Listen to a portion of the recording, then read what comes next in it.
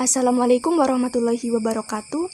Perkenalkan, kami dari kelompok 3 akan mempresentasikan materi yaitu ragam penelitian pendidikan. Pertama-tama, saya akan memperkenalkan kelompok kami. Yang pertama, Maranatha Agustina. Yang kedua, Nabila Safa Aulia. Dan yang ketiga, saya sendiri, Lina Hakim. Indikator 1. Ketepatan dalam menganalisis perbedaan metodologi dan metode penelitian. Yang kedua, ketepatan dalam menganalisis dan mengkaji jenis-jenis metode penelitian pendidikan. Yang ketiga, ketepatan dalam menjelaskan jenis lingkup penelitian pendidikan. Pertama, perbedaan metodologi dan metode penelitian.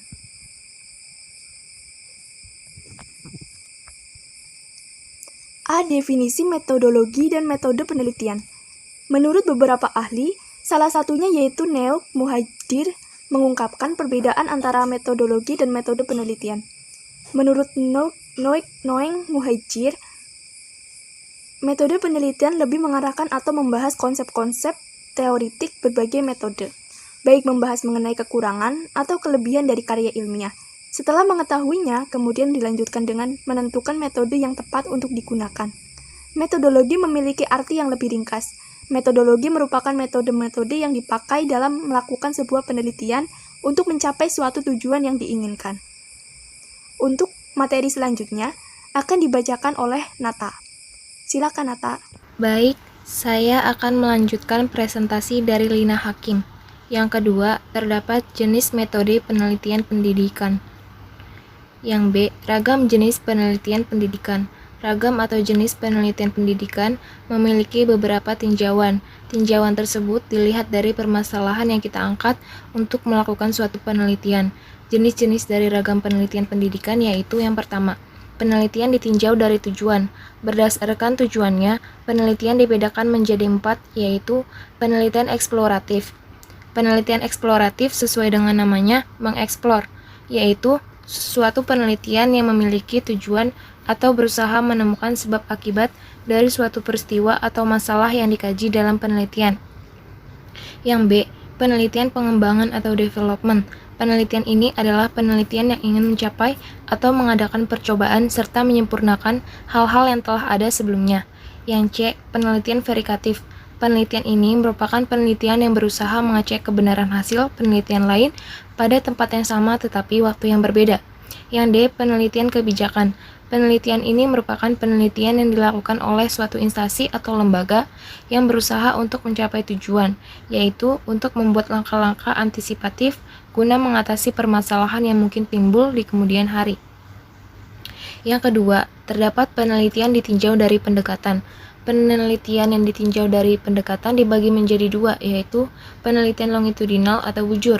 Penelitian longitudinal merupakan penelitian yang memiliki ciri, yaitu pengumpulan datanya dilakukan melalui proses dan waktu yang lama terhadap sesuatu atau sekelompok subjek penelitian tertentu dan diamati atau diukur terus-menerus mengikuti masa perkembangannya.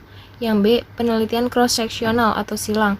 Penelitian cross-seksional melakukan pengumpulan datanya dilakukan melalui proses kompromi terhadap beberapa kelompok subjek penelitian dan diamati atau diukur satu kali untuk tiap kelompok subjek penelitian tersebut sebagai wakil perkembangan subjek atau menembak satu kali terhadap satu kasus. Yang ketiga, penelitian ditinjau dari bidang ilmu. Dilihat dari bidang ilmu yang diteliti, maka penelitian dibedakan menjadi 2, yaitu penelitian eksakta. Penelitian eksakta lebih mengedepankan data diri dari hasil-hasil eksperimen. Eksperimen dalam penelitian ini sebagian besar dilakukan dengan perhitungan dan analisis kuantitatif. Yang B, penelitian non-eksakta. Penelitian non-eksakta lebih menekankan pola-pola hubungan dan tatanan dalam masyarakat. Yang keempat, penelitian ditinjau dari tempatnya. Penelitian yang ditinjau dari tempatnya merupakan penelitian yang dilihat berdasarkan tempat melakukan penelitiannya. Penelitian ini dibedakan menjadi 3, yaitu penelitian laboratorium. Tujuannya yaitu untuk ilmu pengetahuan sosial, untuk mengumpulkan data, mengadakan analisa, memberikan interpretasi terhadap sejumlah data, sehingga orang yang bisa meramalkan kecenderungan gerak dari satu gejala sosial dalam suatu masyarakat tertentu. Yang B, penelitian perpustakaan. Penelitian perpustakaan bertujuan untuk mengumpulkan data dan informasi dengan bantuan bermacam-macam material yang terdapat di ruangan perpustakaan seperti buku-buku ataupun majalah. Yang C, penelitian lapangan. Penelitian lapangan dilakukan dalam kehidupan yang sebenarnya atau kenyataan. Baik, selanjutnya saya akan melanjutkan presentasi dari Maranatha Agustina. Selanjutnya, yang kelima adalah penelitian yang ditinjau dari hadirnya variabel.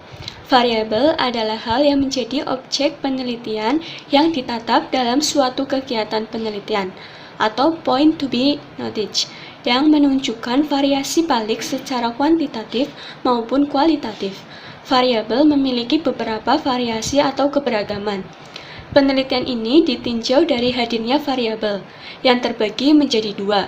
Yang pertama, penelitian deskriptif, yang merupakan penelitian yang dilakukan terhadap variabel atau objek yang data-datanya sudah ada tanpa proses perubahan data masa lalu dan sekarang. Kedua, penelitian eksperimen adalah penelitian yang dilakukan terhadap variabel yang data-datanya belum ada, sehingga perlu dilakukan proses manipulasi. Ada beberapa jenis variabel.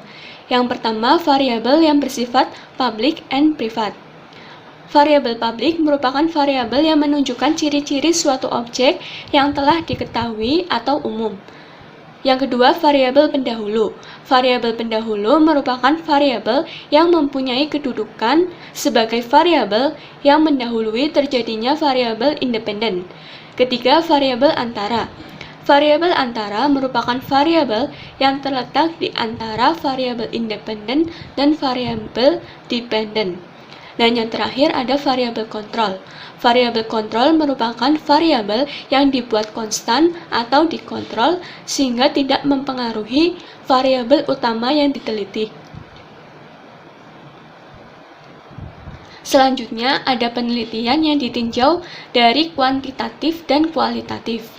Penelitian kuantitatif merupakan penelitian dituntut untuk menggunakan angka-angka, dan penelitian kualitatif sendiri merupakan penelitian yang sering digunakan dalam penelitian-penelitian pada ilmu sosial, jika kualitatif berupa deskriptif dan eksploratif, sedangkan kuantitatif merupakan numerik dan statistik. Jenis-jenis dari penelitian kuantitatif adalah penelitian deskriptif, merupakan penelitian yang memiliki tujuan dalam menggambarkan suatu realitas tertentu atau juga dirancang dalam mengumpulkan informasi tentang keadaan nyata yang sedang berlangsung. Kedua, penelitian eksplorasi merupakan penelitian yang dilakukan dalam penjelajahan dari topik atau juga masalah yang belum banyak mendapat perhatian dan memiliki permasalahan yang dapat diteliti dan belum ada hipotesa dan terbuka luas.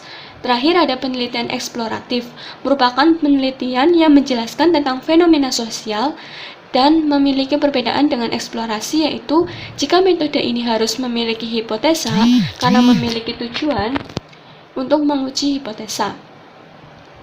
Yang ketiga, lingkup penelitian pendidikan. Ruang lingkup penelitian pendidikan. Dalam penyelenggaraan program pendidikan, khususnya program jalur pendidikan formal pada jenjang pendidikan dasar dan pendidikan menengah, pemerintah dalam Badan Standar Nasional Pendidikan atau BSNP sudah mengeluarkan pedoman yang harus dipedomani oleh lembaga pendidikan formal di Indonesia seluruhnya dalam program pendidikan yang dijalankan. Pedoman yang dimaksud yaitu Standar Nasional Pendidikan atau SNP yang memiliki acuan atau rujukan dari 3 minimal penyelenggaraan program pendidikan. Pertama, standar kompetensi lulusan. Kedua, standar isi yang meliputi kerangka dasar dan struktur kurikulum. Ketiga, standar proses. Keempat, standar pendidikan dan tenaga kependidikan. Kelima, standar pengelolaan. Keenam, standar sarana dan prasarana. Ketujuh, standar pembiayaan. Dan terakhir adalah standar penilaian pendidikan, dan menjadikan lapangan penelitian dalam pendidikan berkisar pada sebuah komponen yang berada dalam masing-masing standar pendidikan yang ada. Sekian presentasi dari kelompok kami, kurang lebihnya mohon maaf. Wassalamualaikum warahmatullahi wabarakatuh.